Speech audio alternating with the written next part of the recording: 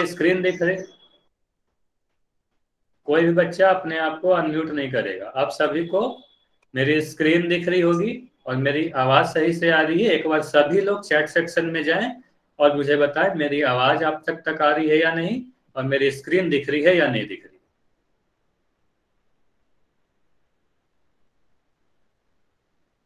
ठीक है, तो जिनकी भी आज ये फर्स्ट क्लास प्रेजेंट है, सर। कोई भी अपने आप को अनम्यूट नहीं करेगा। मैं बार बार बोल रहा हूँ, कोई भी अपने आप को अनम्यूट नहीं करेगा, कुछ भी बोलने की जरूरत नहीं है। और इतने बार आप वाई मत लिखो, सिर्फ एक बार आयुष के नाम से जो भी बच्चा है, आप सिर्फ एक बार वाई लिखोगे, मुझे पता चल जाएगा। आप इतने बार वाई नहीं लिखोगे। तो आप सभी को, जो भी एक बच्चा था उनकी आज फर्स्ट क्लास है, तो वो नोट कर ले कि आपकी जो क्लास लग रही है, सप्ताह में 3 दिन लगती है, मंगलवार, गुरुवार, शनिवार को शाम में 5:30 बजे से 6:30 बजे तक। फिर जब मैं क्वेश्चन पूछूंगा तो आपको आंसर जो देना है वो पोल सेक्शन में देना है। तो पोल सेक्शन में अगर किसी को कोई डाउट हुआ, जब मैं क्वेश्चन पूछूंगा तो उस वक्त आप मुझसे पूछ लेना। पोल सेक्शन में अगर आपको डाउट हो तो पूछ लेना कि पोल सेक्शन में आंसर कैसे करते हैं। और ये पूछोगे कैसे? चैट सेक्शन में लिखकर पूछोगे, वही बच्चा बोलकर नहीं बताएगा। तो जैसा मैंने बताया, पिछले क्लास में हम लोगों ने रेखाओं के प्रकार के बारे में पढ़ा था।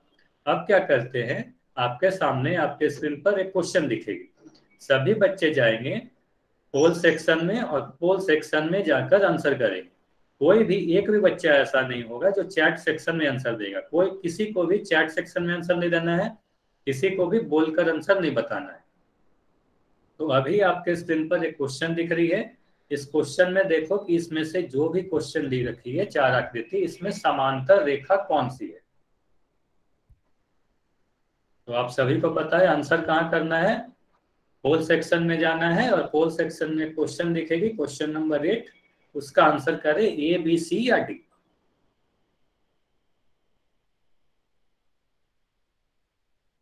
जितने भी बच्चे हैं जल्दी से आंसर करेंगे, क्योंकि काफी आसान क्वेश्चन है, इस पे ज्यादा समय बर्बाद नहीं करेंगे हम लोग।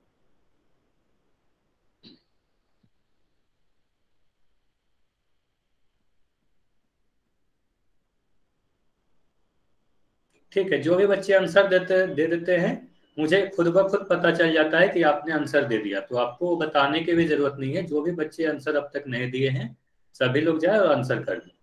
ठीक है, अब बस 1-2 सेकंड रुकेंगे। जिन्होंने भी आंसर नहीं दिया जल्दी से आंसर दे, फिर हम लोग डिस्कस करेंगे इसे। चलो अब हम देखते हैं इस क्वेश्चन का हमारा सही आंसर क्या है।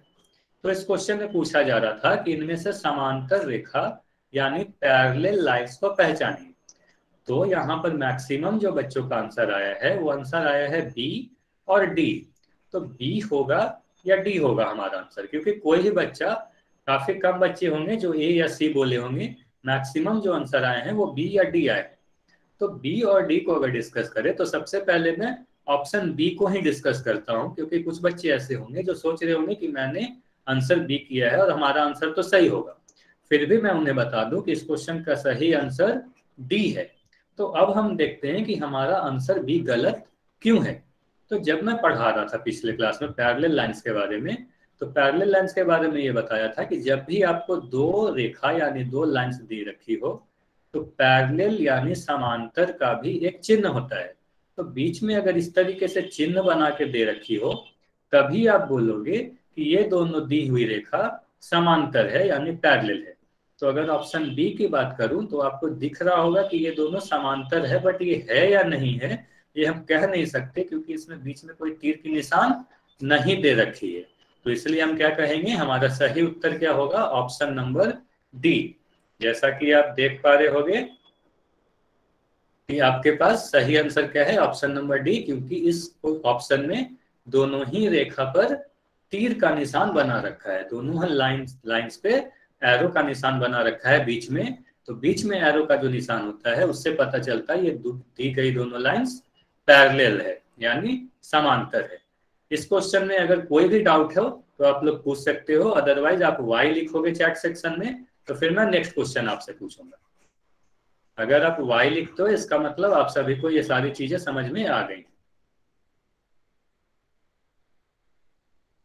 ठीक है, तो फिर क्या करते हैं, आप सभी को फिर से आपके स्क्रीन पर एक क्वेश्चन दिखेगी, सभी को जाना है पोल सेक्शन में, जाएंगे और पोल सेक्शन में ही आंसर करेंगे। तो क्वेश्चन क्या है, इसमें से आपको बताना है कि लंबवत रेखाओं के बीच कोण कितने डिग्री का होता है।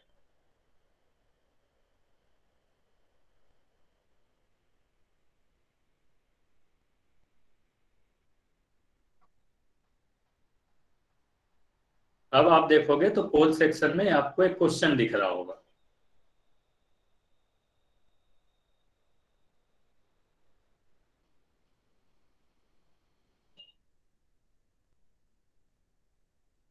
जितने भी बच्चे हैं सभी लोग जाएं, काफी कम बच्चों ने आंसर दिया है, सभी लोग जाएंगे और पोल सेक्शन में जल्दी से आंसर देंगे, क्योंकि ये सारी क्वेश्चन मैंने पिछले क्लास में डिस्कस भी की थी कहीं ना कहीं, और काफी आसान क्वेश्चन है, तो काफी जल्दी जल्दी इन चीजों को करके हम लोग आगे की तरफ बढ़ेंगे।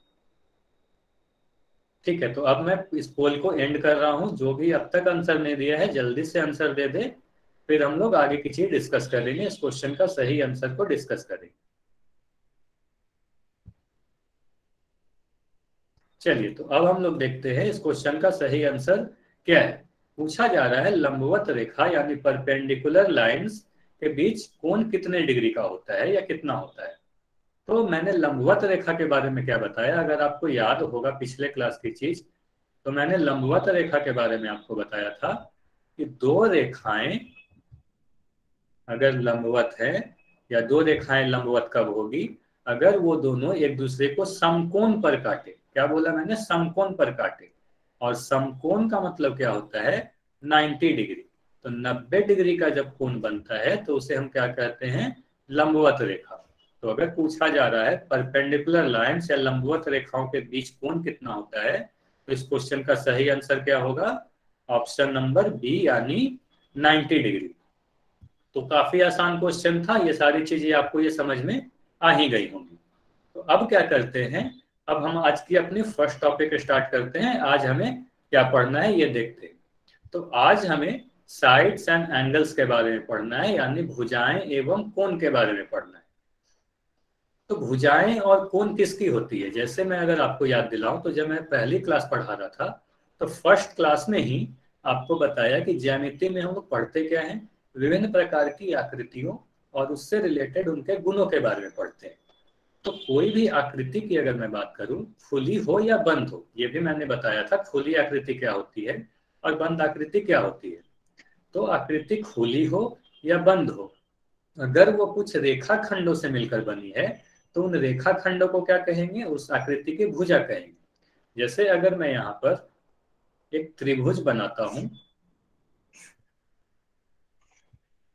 और इसे मैं नाम दे दूं ए बी सी, तो आपको दिख रहा होगा कि ये जो त्रिभुज है, तीन रेखा खंड यानी ए बी सी एंड ए सी या सी ए, जो भी आप लिखो, तो ए बी सी और सी ए तीन रेखा खंड यानी तीन लाइन सेगमेंट से मिलकर बनी हुई है ये त्रिभुज। तो इन्हीं तीनों रेखा खंडों को इस त्रिभुज की भुजाएं कहेंगे। तो यहाँ पर भुजा क्या क्या हो गई, एक ए बी, एक बी ए सी और एक बी सी। तो ये तीन भुजा इस त्रिभुज की भुजा कहलाएंगी। अब आपको यहाँ पर दो चतुर्भुज दिख रहे हैं। तो अगर मैं पहली वाली की बात करूं, इस वाली की बात करूं, तो अगर मैं इसे नाम दूं ए बी सी डी, तो आपको दिख रही होगी, ये जो चतुर्भुज है, ये चार रेखाखंड यानी A B C C D and D A, तो ये चार रेखाखंडों से मिलकर बनी है। तो यही चार रेखाखंड इस त्रिभुज, ये जो भी चतुर्भुज है या जो भी आकृति है, इसकी भुजा कहलाएगी। तो भुजा के बारे में मैंने क्या बताया, कोई भी आकृति जिस भी रेखाखंड से मिलकर बनी होती है उसे ही हम उस आकृति की भुजा कहते हैं। तो यहाँ पर मैं भुजा को दिखाऊं हाईलाइट करके, तो एक भुजा हो गई मेरी ए बी, एक बी सी, एक सी डी और एक ए डी। तो भुजा के बारे में आपको समझ में आ गई होगी कि इस जो दी गई आकृति है इसमें टोटल चार भुजाएं हैं। अब हम देखते हैं कि कोण क्या होती है। अब हम देखते हैं कोण क्या होती है। तो कोण के बारे में आप ध्यान देना, कोण यानी एंगल के बारे में आप ध्यान देना कि जहां पर भी किसी भी आकृति में दो रेखाखंड जहां पर भी मिलती है, यानी दो भुजाएं जहां पर भी मिलेगी वहां पर एक कोण निश्चित तौर पर बनेगा। क्या मैंने बोला? जहां पर भी दो भुजाएं मिलेंगी वहां पर एक कोण बनेगा। तो जैसे मैं अगर इसे नाम दूं फिर से, ए बी सी टी, तो यहां पर अगर देखें आप, एक भुजा है ए बी और दूसरी भुजा है बी सी। तो ए बी और बी सी भुजा जहां पर भी मिल रही है इस बी पर, तो यहाँ पर एक कोण बनते हुए आपको दिख रहा होगा, ये वाली कोण, है ना। तो जहां पर भी इस तरीके से आप देखो कितने कोण बन सकते हैं। तो इस पूरे फिगर में क्योंकि चार भुजाएं थी तो चार कोण भी बनेंगे। तो यहाँ पर आप देखो सी की बात करूं तो जहां पर बी सी और सी डी मिल रही हो, बीसी भुजा और सीडी भुजा जहां पर मिल रही है वहां पर भी एक कोण बन रहा है जिसे मैं यहां पर दिखा रहा हूं। तो पूरे आकृति में आप अगर काउंट करो, गिनो, तो टोटल चार कोण बनते हुए आपको दिख रहे होंगे। एक ए पर, एक बी पर, एक सी पर और एक डी पर। तो हमने क्या बोला, जहां पर भी दो भुजा मिलेगी एक कोण बनेगी। अब कोण को आप एक और तरीके से ध्यान देना, ध्यान से सुनना, कोण को मैं एक और तरीके से बता रहा हूं।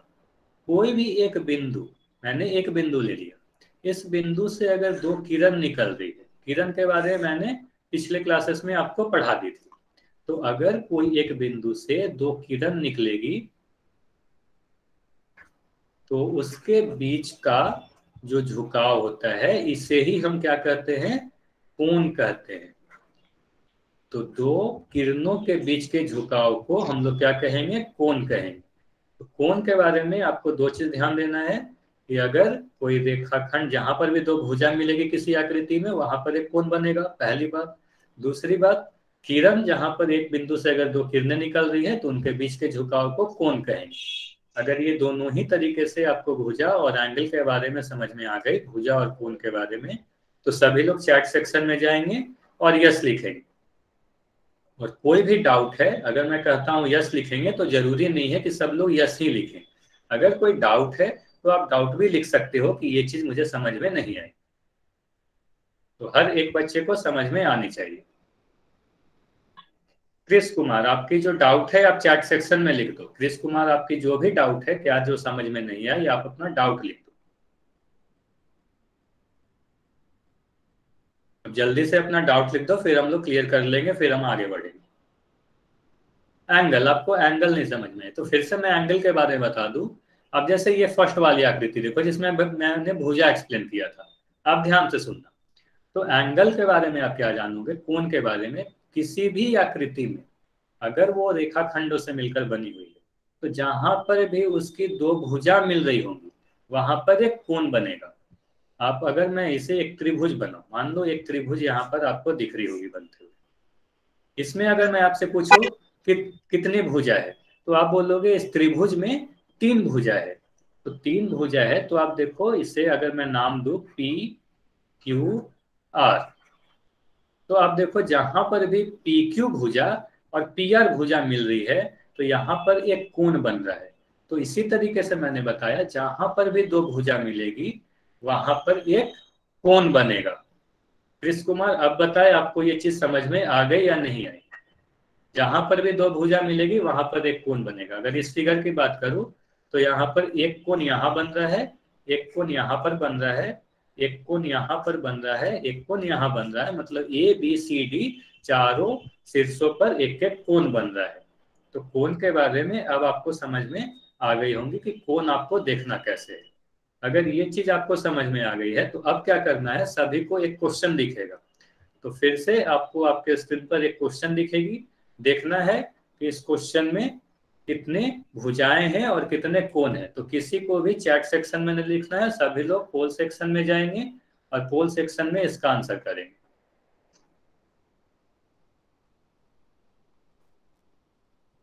अब आप सभी को पोल में क्वेश्चन दिख रहा होगा, आप लोग पोल सेक्शन में जाए और आंसर करें। ये जो भी आकृति बना के दी गई है उसमें कितने भुजाएं हैं और कितने कोण हैं। आपसे भुजा की भी संख्या पूछी जा रही है और कोण की भी संख्या पूछी जा रही है, दोनों ही चीज पूछी जा रही है। जो भी बच्चे अपना हैंड रेस कर रहे हैं, अगर उनका कोई डाउट है तो आप चैट सेक्शन में लिख सकते हो।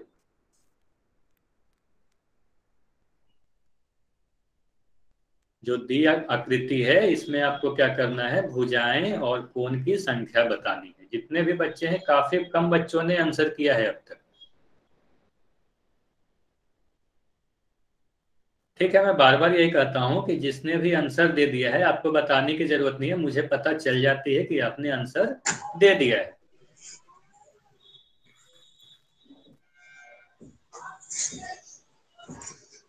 सर जी कहाँ है पोल सेक्शन? आपकी ये फर्स्ट क्लास है क्या किसी का राहुल पूछ सिंह? ले। राहुल सिंह, आपकी ये फर्स्ट क्लास है क्या? Yes sir. ओके, मैं आपको पोल सेक्शन के बारे में बता दे रहा हूँ, आप जल्दी से एक बार देख लेना, फिर आप लोग आंसर कर। तब तक आप अपने आप को म्यूट रख लो, अपने आप को म्यूट रखो, मैं पोल सेक्शन के बारे में बता दे रहा हूँ। तो देखो, अभी आपको आपके स्क्रीन पर ये जो, तो राहुल कुमार के नाम से जो भी बच्चे थे, अपने आप को सभी लोग पहले म्यूट रखेंगे। कोई भी अपने आप को अनम्यूट नहीं रखेगा, सभी लोग म्यूट रखें, अदरवाइज आपको इस क्लास से रिमूव कर दिया जा सकता है। तो जिनको भी पोल सेक्शन के बारे में नहीं पता, आपको क्या करना है, सबसे पहले क्लास के दौरान इस तरीके की स्क्रीन दिख रही होगी, आप नीचे की तरफ इस 3 बिंदु पर क्लिक करोगे तो ये सेकंड नंबर वाली इंटरफेस खुल के आएगी। जब ये सेकंड वाली इंटरफेस में आप सबसे नीचे की तरफ देखोगे तो एक एक्टिविटीज का ऑप्शन दिखेगा। इस एक्टिविटीज पे आप क्लिक करोगे तो ये तीसरी नंबर की इंटरफेस खुलेगी, और ये तीसरी वाली इंटरफेस में आपको यहाँ पर पोल का जो ऑप्शन दिख रहा है, इस पोल पे क्लिक करोगे तो आपको एक क्वेश्चन दिखेगी, और इस क्वेश्चन में जो भी आपको सही आंसर लग रहा है उस पर क्लिक करने के बाद आपको वोट कर देना है। आप ध्यान देंगे, ये वोट जब नीले कलर का हो जाएगा तब फिर से आपको इसको क्लिक करना है, तब आपका आंसर मेरे तक आ जाएगा। अब आप लोग सभी लोग जाएं और पोल सेक्शन में आंसर करें।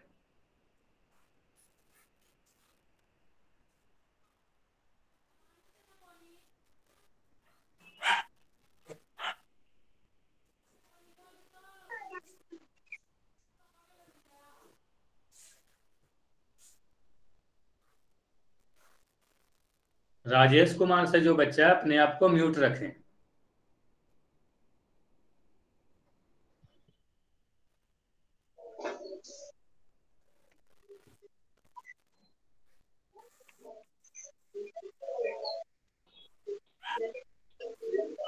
चलिए, तो हम लोग डिस्कस करते हैं कि इस आकृति में भुजा कितनी है और कोण कितनी है। काफी आसान क्वेश्चन था, अगर आप लोग देखोगे, अगर मैं इस फिगर को नाम दूं ए बी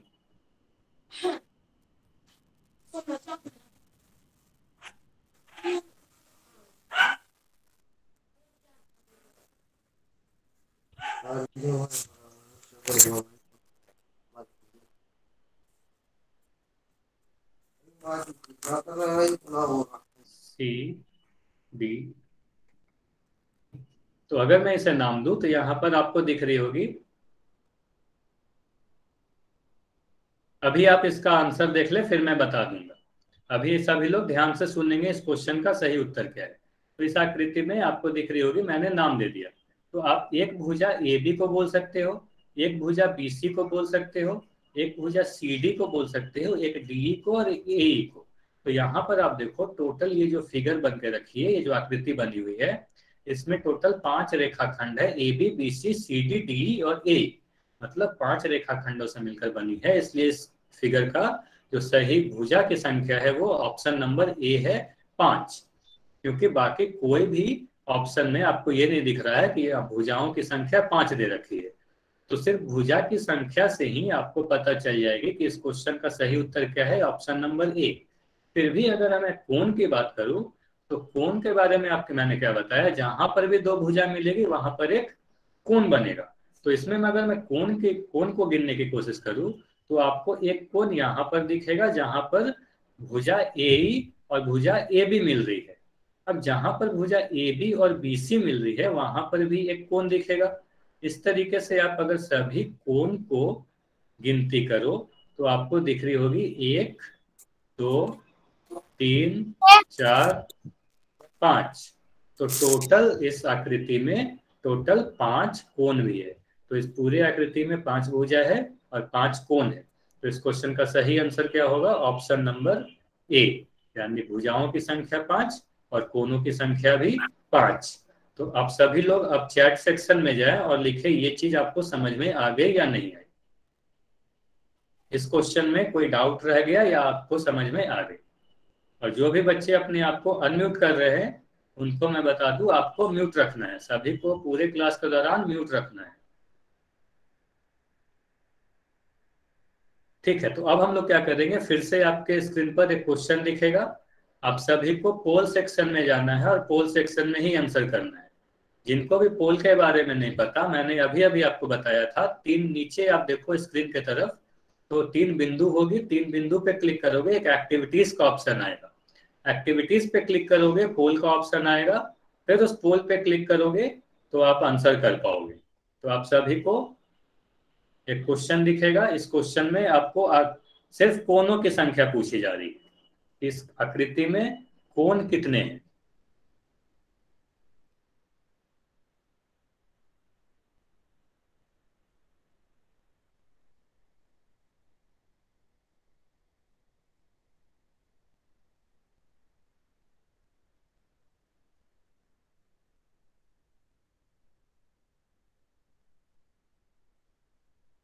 सभी लोग जाएंगे और पोल में जाकर आंसर करेंगे। अब आ रहा होगा, अब मैंने यहाँ से लॉन्च किया है, आप सभी को अब पोल सेक्शन में देखो एक क्वेश्चन दिख रही होगी, क्वेश्चन नंबर 11, उसका आंसर करना है। अब आप सभी को दिख रहा होगा, काफी बच्चों ने आंसर भी किया है, आप भी जाओ और आंसर करो।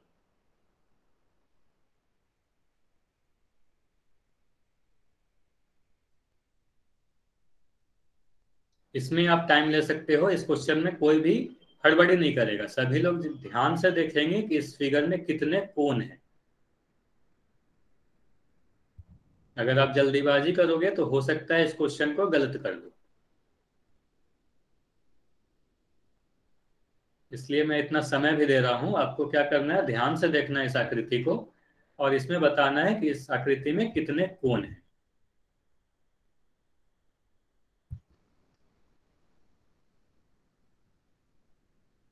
ठीक है, जिनका भी आंसर हो गया बस कुछ देर वेट करेंगे, फिर हम लोग आगे की तरफ बढ़ेंगे। ठीक है, अब हम लोग क्या करते हैं, डिस्कस करते हैं इस क्वेश्चन का सही आंसर क्या है। तो इस आकृति में कोणों की संख्या बतानी थी। अब जैसा मैंने क्या बोला अभी कि काफी बच्चों, इसको ध्यान से करना था, तो काफी बच्चे ऐसे हैं जिनका आंसर गलत आया है। तो आप जितने भी बच्चे हैं सभी लोग ध्यान से सुनेंगे कि जिनका भी आंसर गलत होगा तो क्या क्या क्या आपने गलती की ये पता चलेंगे आप। तो इस क्वेश्चन का मैं सही उत्तर बताऊं तो इसका सही आंसर है ऑप्शन नंबर सी, 12। तो अब काफी आंसर जो आए हैं वो आंसर ए आए हैं, ऑप्शन नंबर ए यानी 8। ठीक है, तो क्या गलती हो गई आपसे ये सभी लोग ध्यान देंगे। तो अगर मैं इस फिगर की बात करूं, पूछा गया है कि कितने कोण की संख्या बताएं, कितने कोण हैं। तो अब हम क्या करते हैं, पहले इसमें भुजा की संख्या देखते हैं कि कितनी भुजा है। पूछा कोण जा रहा है लेकिन हम क्या कर रहे हैं, पहले भुजा काउंट कर रहे हैं। तो अगर मैं इसे देखूं तो इसे मैं अगर हाईलाइट करूं तो आपको दिख रही होगी, इस यहाँ पर एक भुजा, दूसरी ये वाली, तीसरी ये वाली, चौथी ये वाली। तो मैं सभी भुजा को अगर हाईलाइट कर दूं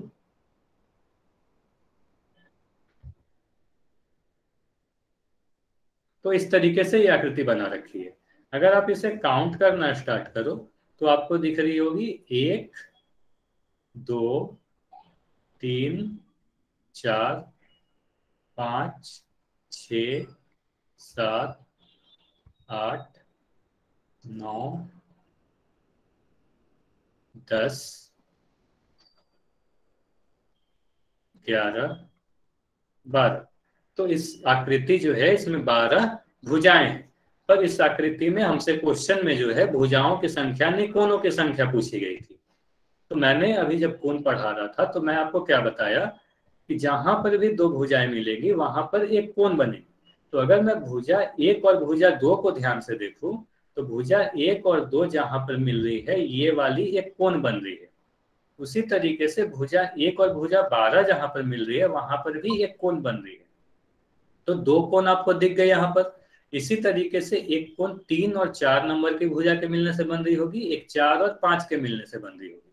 तो इस तरीके से आप अगर काउंट करो तो यहाँ पर से टोटल आपको 8 कोण बनते हुए तो दिख रहे होंगे। और इसीलिए काफी बच्चों ने आंसर 8 किया है क्योंकि 8 कोण बन रहे हैं। लेकिन ये 8 कोण तो बन ही रहे हैं, इसके साथ साथ आप देखो भुजा 2 और भुजा 3, तो भुजा नंबर 2 और भुजा नंबर 3 जहां पर मिल रही है वहां पर भी एक अंदर की तरफ एक कोण ये वाली बन रही है ना। तो ये वाली कोण को भी हमें काउंट करनी होगी क्योंकि ये भी इस आकृति के अंदर में है। भुजा 11 और भुजा 12 को देखो, भुजा नंबर 11 और 12 जहां पर मिल रही है वहां पर भी एक अंदर की तरफ कोण बन रही है। उसी तरीके से भुजा 8 और 9 भी जहां पर मिल रही है यहाँ पर एक अंदर की तरफ कोण बन रही है और 5 और 6 नंबर की भुजा के भी मिलने से एक कोण बन रही है। तो इस तरीके से अगर हम देखें तो 8 और +4 यानी टोटल हमारे कितने कोण हो गए इस आकृति में अंदर की तरफ 12 कोण बन रहे हैं। तो जिन भी बच्चों का ये आंसर गलत हो गया था इस क्वेश्चन का वो सभी लोग अब मुझे चैट सेक्शन में बताएं कि अब आपको ये समझ में आया या नहीं इस क्वेश्चन में 12 कोण कैसे बन रहे हैं। ठीक है, तो ये क्वेश्चन अब आपको समझ में आ गई कि इस क्वेश्चन का आंसर जो है 12 है, क्योंकि काफी बच्चों का आंसर 8 आया था इसलिए मैं इसे डिटेल में समझाया। और एक बात और आप ध्यान देना, जब भी मैं आकृति में कोणों की संख्या पूछूं तो आपको क्या करना है, अंदर वाले कोण को गिनना है। जब भी दो भुजाएं मिलती है तो एक कोण अंदर की तरफ भी बनती है और एक कोण बाहर की तरफ भी बनती है। जैसे अगर मैं यहाँ पर बनाऊं एक त्रिभुज, अगर मैं ए बी और एसी भुजा को ध्यान से देखो तो एक कोण अंदर की तरफ बन रही है और दूसरी कोण बाहर की तरफ भी बन रही है। तो बाहर वाले कोण को हमें अभी नहीं गिनना, उसके बारे में हम लोग और भी आगे की तरफ आगे देखेंगे। अभी के लिए हम लोग क्या कर रहे हैं, अंदर के तरफ जो कोण बन रहे हैं उसके बारे में ही बात करेंगे और उसी को हम लोग अभी गिन रहे हैं। तो इस क्वेश्चन का सही आंसर आप लोग को दिख रहा होगा, ऑप्शन नंबर सी है। तो ये सभी चीजें आपको समझ में आ गई हैं। अब हम लोग क्या करते हैं, अपना अगला टॉपिक देखते हैं कि अब हमें और क्या पढ़नी है। तो अब हमें देखते हैं कि हम लोग एंगल्स जैसे पढ़ लिया, कोण क्या होती है, तो टाइप्स ऑफ एंगल देखते हैं। एंगल कितने प्रकार की होती है, कोण कितने टाइप्स के होते हैं, कितने प्रकार के होते हैं। तो अभी आप लोग सभी लोग क्या करो, आपके स्क्रीन पर जो भी कोण के नाम लिख रखे हैं सभी लोग क्या करेंगे, बस एक बार नाम पढ़ेंगे। ठीक है, जो भी बच्चे ये बोल रहे हैं कि आप में एक्टिविटीज की ऑप्शन नहीं आ रही है, सोनू के नाम से जो बच्चा है आप में एक्टिविटीज की ऑप्शन नहीं आ रही है, तो आपको क्या करना है, जब भी ये क्लास खत्म हो जाए तो क्लास के खत्म होने के बाद आपको गूगल मीट का जो ऐप है आप प्ले स्टोर से उसे अपडेट कर लोगे। आप अपडेट करोगे तभी आप में ये पोल वाली सेक्शन एक्टिविटीज की ऑप्शन दिखाई देंगी। ठीक है, तो आपको ये क्या करना है, ये क्लास के बाद करना है। क्लास के बाद आप क्या करोगे, पोल सेक्शन तभी दिखेंगे जब गूगल मीट को आप अपडेट कर लोगे। ठीक है, तो आपको क्या पढ़ना था, कोई भी अपने आप को अनम्यूट नहीं रखेगा। कोणों के प्रकार यानी न्यून कोण, समकोण, अधिक कोण, ऋजु कोण, प्रतिवर्ती कोण, संपूर्ण कोण, ये टोटल 6 तरीके के कोण के बारे में हम लोग पढ़ने वाले हैं। एक्यूट एंगल, अगर इंग्लिश में मैं बात करूं, acute angle, right angle, obtuse angle, straight angle, reflex angle and full angle. तो ये सभी 6 कोणों के बारे में हम लोग एक एक करके अब देखने वाले। तो अभी क्या करना है, आप सभी बच्चे फिर से अभी पोल सेक्शन में जाएंगे और अपना मीडियम बताएंगे मुझे कि आप किस मीडियम से हो। हिंदी मीडियम के बच्चे ज्यादा है यहाँ पर या इंग्लिश मीडियम के बच्चे ज्यादा है। कोई भी अभी चैट सेक्शन में नहीं लिखेगा, सभी लोग पोल सेक्शन में ही आंसर करेंगे। अभी आपको पोल में नहीं दिख रहा होगा, मैं यहाँ से जब पूछूंगा तब आप लोग करो। अब आप सभी को पोल सेक्शन में एक मीडियम दिख रहा होगा, हिंदी या इंग्लिश, आप अपना मीडियम चुने। ठीक है, जिनके पास भी अब तक ये नीव वाली बुक नहीं मिली है, तब तक आपको मैं यही बोलता हूं कि आपको स्क्रीनशॉट ले लेनी है होमवर्क की। अब कुछ ही दिनों में, 1 दिन 2 दिन 3 दिन, आपको कुछ ही दिनों में आपको ये बुक आपके स्कूल से मिल जाएगी। बस आप कुछ दिन वेट कर लो, आप सभी को ये बुक आपके स्कूल से मिल जाएगी। सबसे पहले जितने भी बच्चे हैं सभी लोग जाएंगे और अपना मीडियम चुनेंगे। इससे मुझे ये पता चल जाएगा कि ये जो मेरी क्लास है इसमें ज्यादातर बच्चे हिंदी मीडियम के हैं या इंग्लिश मीडियम के हैं।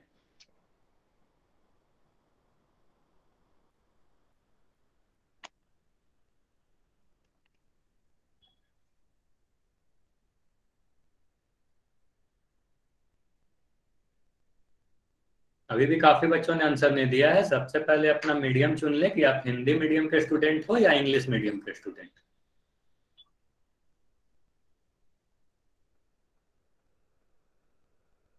ठीक है, तो अब हम लोग क्या करते हैं, एक एक करके सारे सारे एंगल को पढ़ते हैं कि क्या क्या किस तरीके के एंगल होते हैं और उसे हम किस तरीके से पहचानें। तो सबसे पहले हमारे पास आती है न्यून कोण यानी एक्यूट एंगल। तो एक्यूट एंगल क्या होती है या न्यून कोण क्या होती है? तो आप कोण को मापते कैसे हो, सबसे पहले आप सभी लोग चैट सेक्शन में जाओगे। चैट सेक्शन में लिखकर बताओगे कि आप लोग किसी भी दी गई कोण को मापते कैसे हो, किस चीज के हेल्प से मापते हो। आप ज्योमेट्री बॉक्स में किस चीज का यूज करते हो किसी कोण को मापने के लिए? डी से यानी चांदे से, प्रोटेक्टर भी कहते हैं उसे, प्रोटेक्टर या चांदे की हेल्प से आप लोग मापते हो, है ना।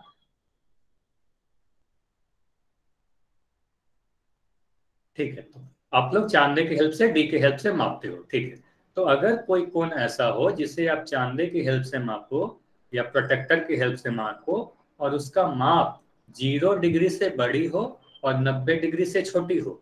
मैंने क्या बोला? 0 डिग्री से बड़ी और 90 डिग्री से छोटी। तो ऐसे सभी कोण को क्या कहेंगे?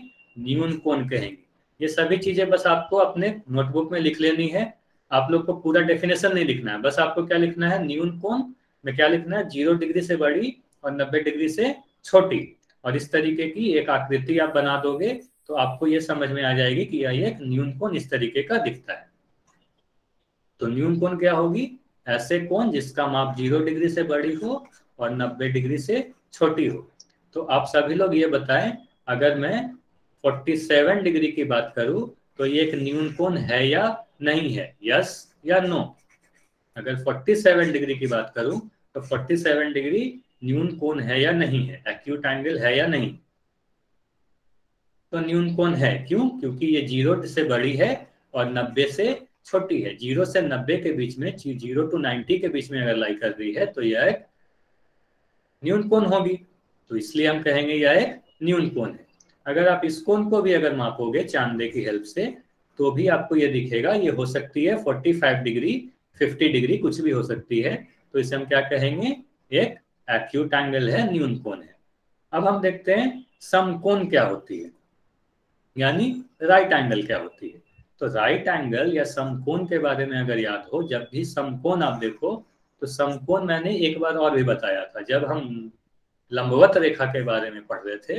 तो लंबवत रेखा के समय भी मैंने आपसे बताया कि अगर दो रेखाएं एक दूसरे पे समकोण पर काटे तो उसे समकोण कहेंगे, लंबवत रेखा कहेंगे। और समकोण के बारे में मैंने क्या बताया? 90 डिग्री।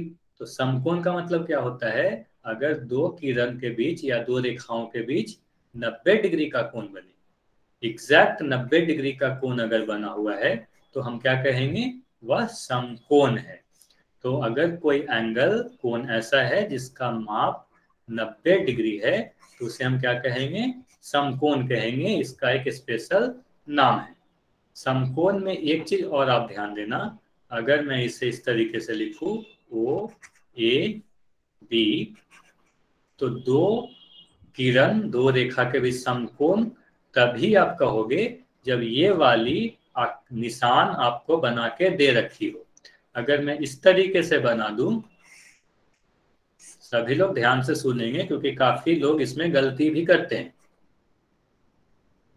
अगर मैं ये आपसे पूछूं कि ये समकोण है या नहीं है, तो आप कहोगे ये समकोण नहीं है, इसे समकोण नहीं कहेंगे, क्योंकि यहाँ पर इस तरीके से कोई इमेज बना के दे रखी नहीं है। तो जब भी दो किरण के बीच 90 डिग्री का कोण बनेगा तो इस तरीके से बना के देगा, तभी आप कहोगे यहाँ पर 90 डिग्री बन रही है। तो इस चिन्ह का ही मतलब क्या होता है, 90 डिग्री, और 90 डिग्री का मतलब क्या होता है, समकोण। तो न्यून कोण और समकोण में अगर कोई डाउट है तो आप लिख सकते हो, अदरवाइज आप चैट सेक्शन में वाई लिखो, चैट सेक्शन में वाई लिखो, फिर मैं अपना आगे का टॉपिक ऑब्ट्यूस एंगल यानी अधिक कोण के बारे में हम लोग पढ़ेंगे।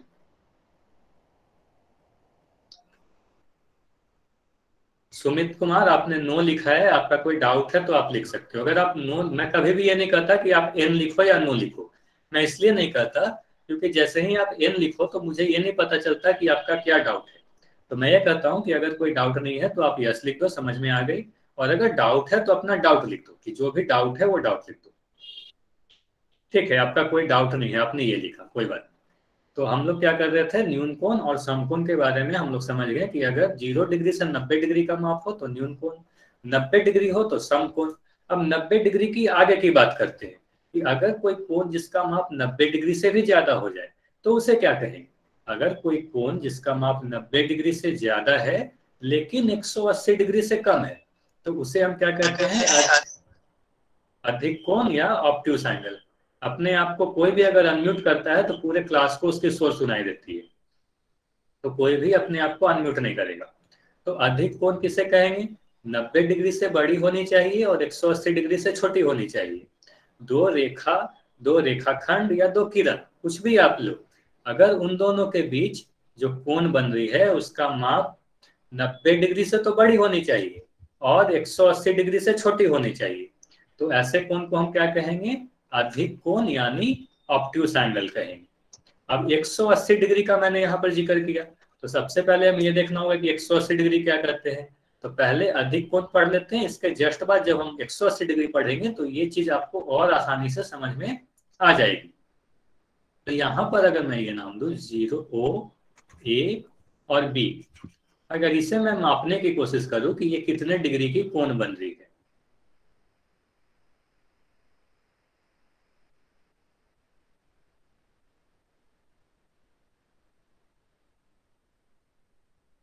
तो आप सभी लोग चैट सेक्शन में मुझे लिखकर बताओगे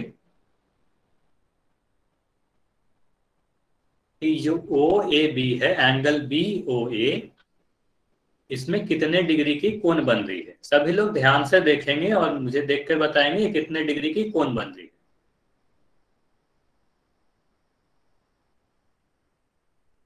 जो ही बच्चे 120 डिग्री लिख रहे हैं वो ध्यान से देखे, 120 गलत है। जो ही बच्चे 120 डिग्री लिख रहे थे वो लोग ध्यान से देखेंगे तो 125 डिग्री का कोण बन रहा है। तो यहां पर मैंने जो आकृति दे रखी थी इसे मैं अगर हटा दूं तो आपको अब दिख रहा होगा ये जो कोण बन रही है एंगल BOA, तो इसकी माप जो है 125 डिग्री है। तो क्योंकि 125 डिग्री है तो हम क्या कहेंगे, ये साफ है कि 90 से तो बड़ी है और 180 से छोटी है, तो 90 से बड़ी और 180 से छोटी है, इसलिए हम इसे क्या कहेंगे, ऑब्ट्यूस एंगल यानी अधिक कोण कहेंगे। तो अब तक हम लोगों ने तीन चीज पढ़ा, क्या क्या पढ़े, एक्यूट एंगल यानी न्यून कोण, सम कोण यानी राइट एंगल, और अधिक कोण यानी ऑब्ट्यूस एंगल। तो ये तीनों चीजों के बारे में हम लोगों ने पढ़ लिया। अब हम लोग आगे देखते हैं कि 180 डिग्री को क्या कहते हैं, 180 डिग्री कैसा कोण होता है और उसका नाम क्या होता है। तो हमारा अगला टॉपिक है रिजु कोण यानी स्ट्रेट एंगल। तो जिस तरीके से मैंने बोला कि अगर कोई दो किरण के बीच 90 डिग्री का कोण बने, ध्यान से सुनिएगा, अगर दो किरण के बीच या दो रेखाखंड के बीच 90 डिग्री का कोण बने तो उसे हमने एक स्पेशल नाम दे दिया समकोण। उसी तरीके से अगर दो किरण के बीच 180 डिग्री का कोण बनता हो, अगर दो किरण के बीच 180 डिग्री का कोण बनता हो तो भी हमने उसे एक स्पेशल नाम दिया रिजु कोण यानी स्ट्रेट एंगल। इससे आप अपने बुक में देखो तो कई जगह पर सरल कोण भी लिखा मिलेगा। तो आपको तीन नाम याद रखनी है, रिजु कोण, सरल कोण या स्ट्रेट एंगल। तो स्ट्रेट एंगल, रिजु कोण या सरल कोण किसे कहते हैं, ऐसे कोण जिसका माप 180 डिग्री हो। तो 180 डिग्री कैसे बनती है, 180 डिग्री कैसे बनती है? तो मान लो एक पॉइंट यहां पर मैंने बनाया O, आप सभी को दिख रही होगी पॉइंट O मैंने बनाया। अगर कोई एक रेखा में बनाऊं O से, एक किरण में बनाऊं O से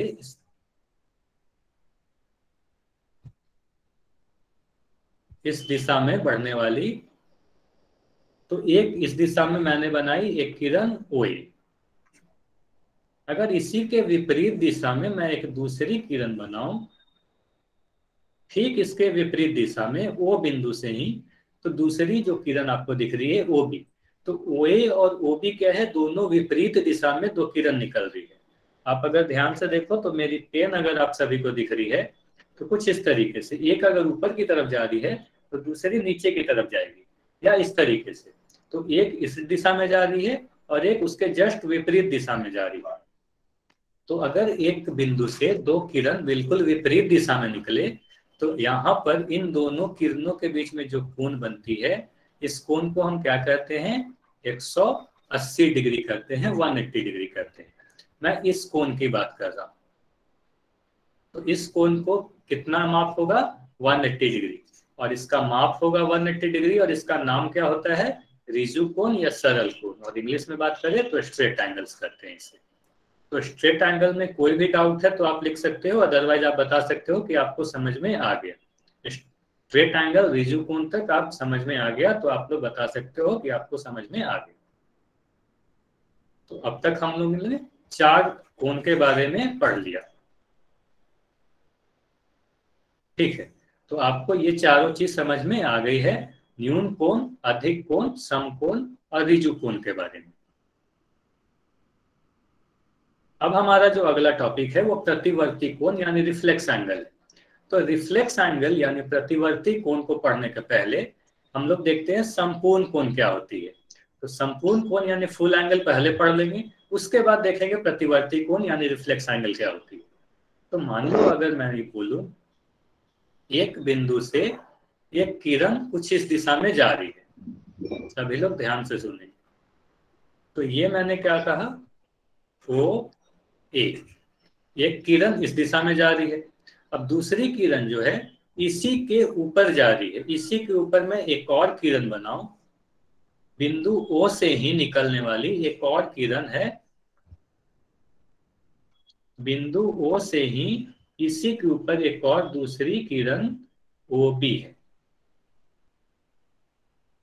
अब मैं पूछूं कि OA किरण और OB किरण के बीच कितने डिग्री का कोण बन रहा है, और अगर मैं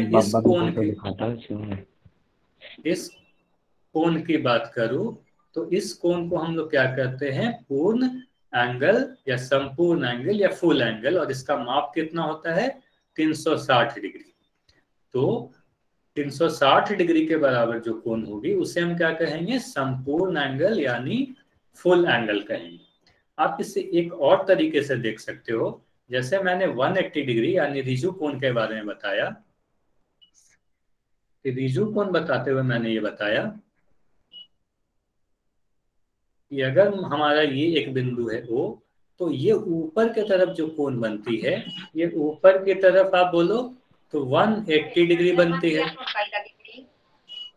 और अगर मैं नीचे उसी तरीके से, वही जो भी बच्चा अपने आप को अनम्यूट रखा है सबसे पहले वो अपने आप को म्यूट रखे।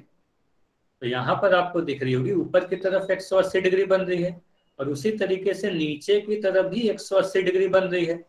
तो अगर मैं पूरे कोण की बात करूं, ऊपर और नीचे को मिला दूं, तो यहाँ पर आपको क्या दिखेगी, 180 प्लस 180, और अगर आप इसे जोड़ोगे तो आपको मिलेगी 360 डिग्री। तो ऊपर पूरी को अगर मिला दे, अगर एक ये पूरी वाली एंगल, तो इस पूरे एंगल को क्या कहते हैं, 360 डिग्री इसका माप होता है, और इसका नाम क्या है, संपूर्ण कोण यानी फुल एंगल या कंप्लीट एंगल। अगर ये संपूर्ण एंगल के बारे में आप सभी को समझ में आ गई है तो आप लोग यस लिखो, और कोई डाउट है तो आप लिख सकते हो।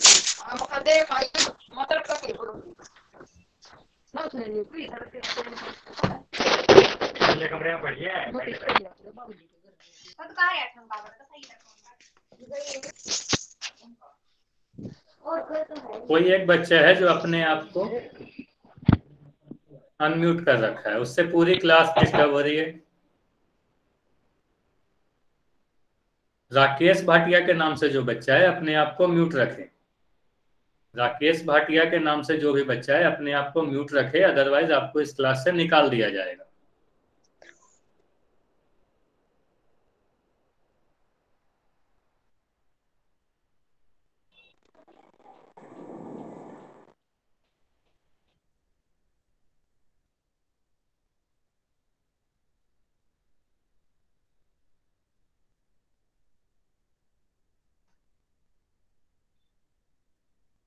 ठीक है, अब हम लोग अपनी क्लास को कंटिन्यू करेंगे। हम लोग क्या पढ़ रहे थे? संपूर्ण कोण के बारे में पढ़ रहे थे, 360 डिग्री के कोण के बारे में पढ़ रहे थे। अब हमने क्या बोला कि पहले संपूर्ण कोण पढ़ लेंगे, फिर प्रतिवर्ती कोण के बारे में पढ़ेंगे। तो अब हम लोग देखते हैं कि प्रतिवर्ती कोण क्या होती है, यानी रिफ्लेक्स एंगल क्या होती है, ये देखते हैं। तो ऐसे कोण जिसका माप 180 डिग्री से तो बड़ा हो लेकिन 360 डिग्री से छोटा हो। मैंने इसलिए आपको पहले संपूर्ण कोण पढ़ा दिया क्योंकि इसमें कंपेयर करना था आपको। तो अभी आपको क्या है, 180 डिग्री के बारे में पता है, 360 डिग्री के बारे में पता है। तो 180 डिग्री कैसी होती है? ये वाली कोण को हम क्या करते हैं, 180 डिग्री। और अगर मैं दो किरण कुछ इस तरीके से बनाऊं, एक ही के ऊपर लाई कर रही है दूसरी, और अगर इस पूरे कोण की बात करूं तो इस पूरे कोण को क्या करते हैं, 360 डिग्री। तो कोई एक ऐसा कोण हो जो 180 से तो बड़ी हो बट 360 से छोटी हो, तो ऐसे कोण को क्या कहेंगे, प्रतिवर्ती कोण यानी रिफ्लेक्स एंगल। सभी लोग इसे लिख लेंगे, ये काफी इंपॉर्टेंट है, काफी बार आपके एग्जाम में आ भी सकती है। तो प्रतिवर्ती कोण क्या होती है, ऐसी कोण जिसका माप 180 डिग्री से बड़ी हो और 360 डिग्री से छोटी हो, तो ऐसे कोण को हम लोग प्रतिवर्ती कोण कहेंगे। तो यहां पर अगर मैं नाम दूं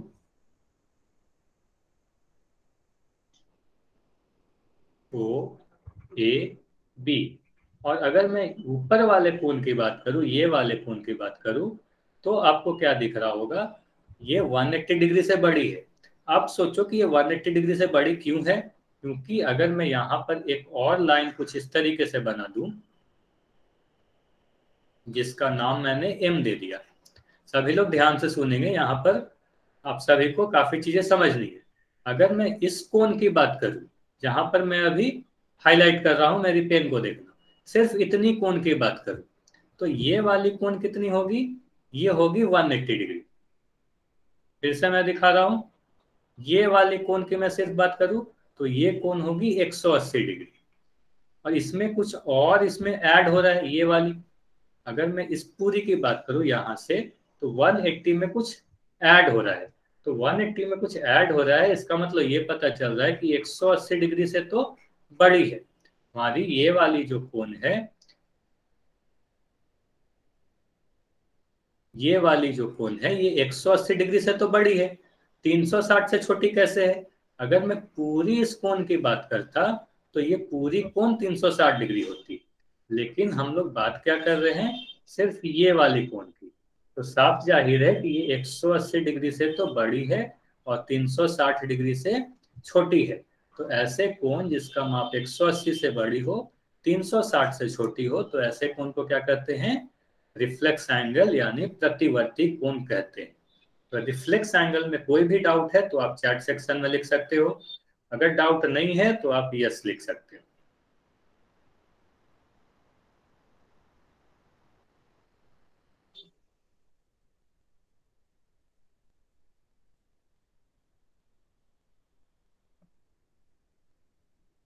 ठीक है, आप लोग को रिफ्लेक्स एंगल भी समझ में आ गई है। रिफ्लेक्स एंगल को क्या करना, आप लोग इस क्लास के बाद भी इसे रिवाइज करना। बाकी सभी कोण आप सभी को कई जगह दिखते रहती है, वो सभी चीजें आपको याद रहेगी। रिफ्लेक्स एंगल क्या होता है, काफी कम जगह दिखती है, आप लोग उसे भूल जाते हो। तो रिफ्लेक्स एंगल को अच्छे तरीके से समझना, ऐसे कोण जिसका माप 180 डिग्री से बड़ी हो, 360 डिग्री से कम हो, तो उसे हम क्या कहेंगे, रिफ्लेक्स एंगल कहेंगे। और वो दिखने में कुछ इस तरीके का दिखेगा। ये ऊपर वाली जो कोण आपको दिख रही है, ये ऊपर वाली कोण को हमेशा ध्यान देना, ये वाली रिफ्लेक्स एंगल है।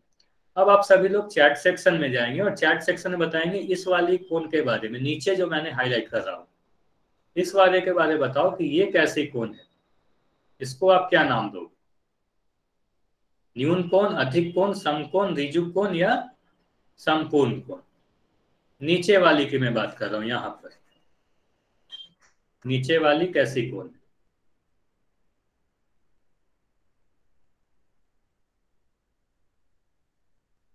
सभी लोग चैट सेक्शन में जाओ और आंसर दें।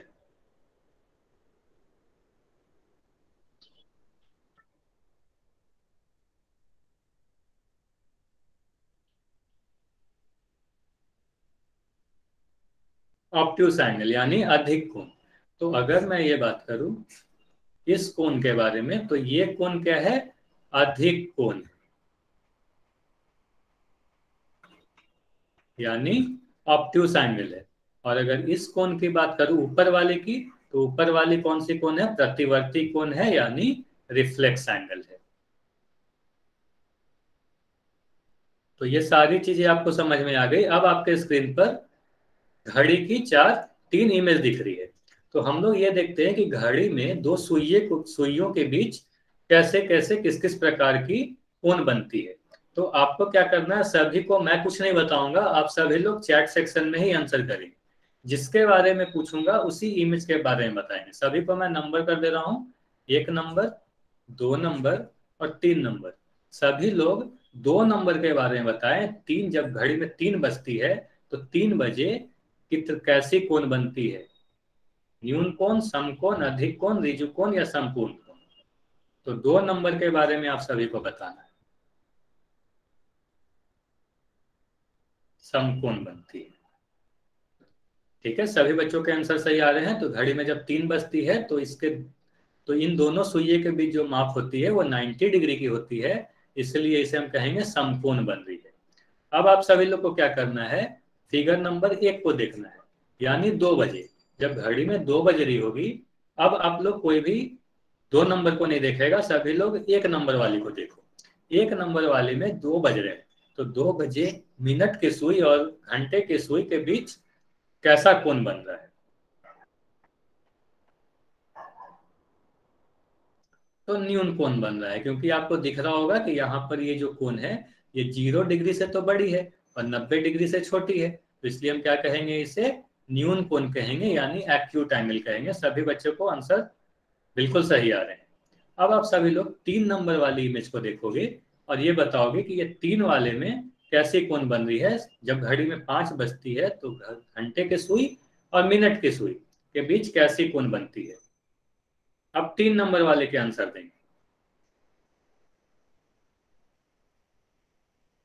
ऑब्ट्यूस एंगल यानी अधिक कोण। तो आप सभी को दिख रहा होगा, अगर यहाँ पर सुई होता 3 पे, तो यहाँ पर ये वाली एंगल 90 डिग्री होती है, तो उसमें ये कुछ ऐड हो रहा है, यानी ये पूरी एंगल एक घंटे की सुई और मिनट की सुई में जो बन रही है ये 90 से तो बड़ी है और 180 से छोटी है, इसलिए हम इसे क्या कहेंगे, ऑब्ट्यूस एंगल यानी अधिक कोण कहेंगे।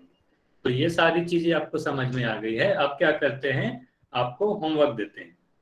तो आप सभी को अभी मेरी स्क्रीन नहीं दिखेगी, कुछ देर के लिए आपको मेरी स्क्रीन अभी नहीं दिखेगी।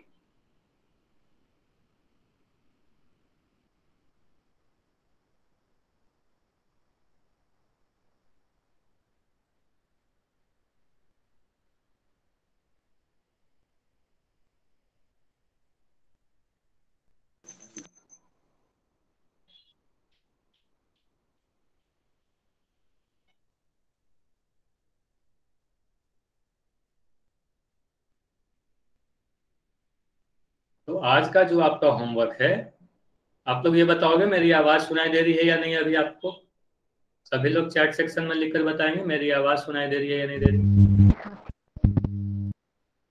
ठीक है, तो आपका जो होमवर्क है आज का, वो होमवर्क क्या है, प्रश्नावली 1.1 एंड 1.2। ठीक है, कोई भी अपने आप को अनम्यूट नहीं करेगा। Okay sir. ओके सर जी, अवंती बुक की या वैसी की?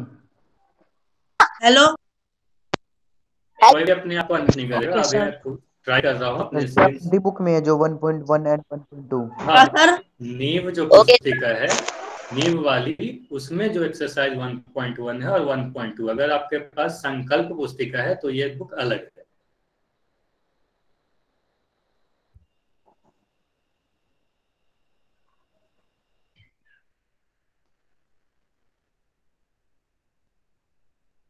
आप सभी का होमवर्क क्या है? Exercise 1.1 and 1.2।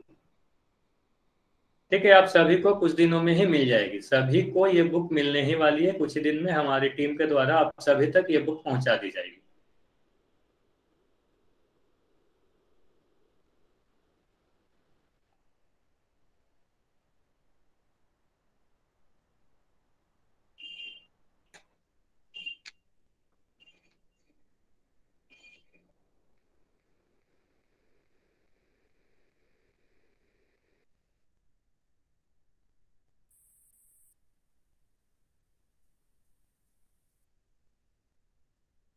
आप सभी को मेरी आवाज आ रही है या नहीं, बताइएगा सभी लोग। यस सर जी। Yes sir. चैट सेक्शन में आप सभी को मेरी, यस सर। ठीक है, यस कनेक्शन सर। लॉस्ट होने के कारण आपको मेरी स्क्रीन अभी नहीं दिख रही होगी। आप सब बस कुछ सेकंड रुकेंगे, फिर से आपको मेरी स्क्रीन दिखने लगेगी। Okay sir. Okay sir. तो मैं नींव पुस्तिका ओके सर। दिखाऊंगा, उसके बाद आप लोग स्क्रीनशॉट ले लेना, फिर आप लोग इस क्लास को लेफ्ट कर सकते हो। बस कुछ सेकंड आप लोग रुक जाओ।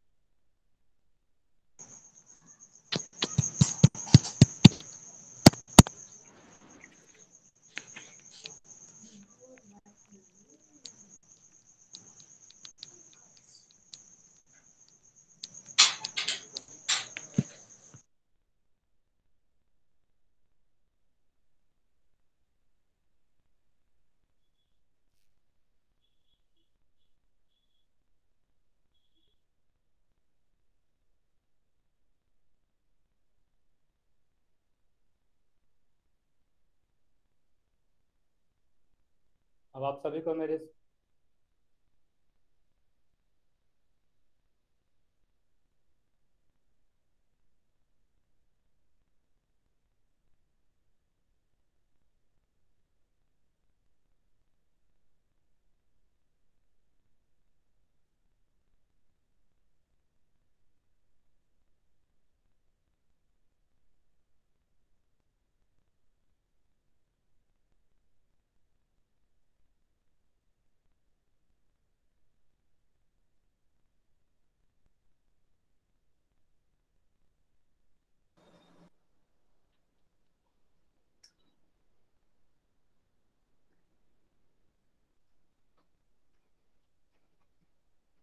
तो जिसके पास भी ये बुक नहीं है वो सभी लोग एक्सरसाइज 1.1 की स्क्रीनशॉट ले लें इसकी।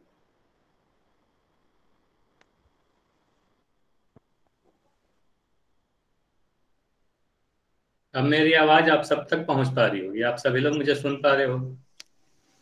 Yes sir. Yes sir.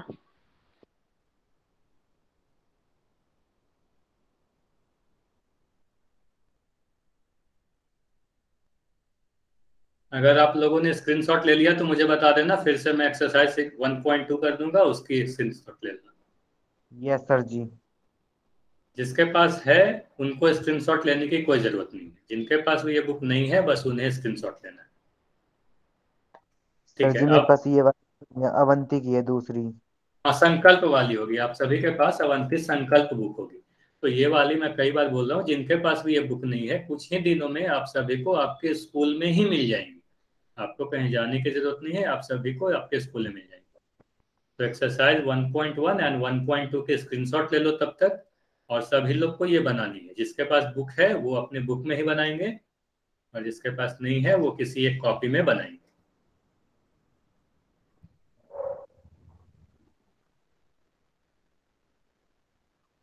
अगर आप लोग ने स्क्रीनशॉट ले लिया तो आप लोग को क्या करना है, अब इस क्लास को आप लेफ्ट कर सकते हो, और अगर कोई भी डाउट है तो आप मुझसे चैट सेक्शन में लिखकर पूछ सकते हो।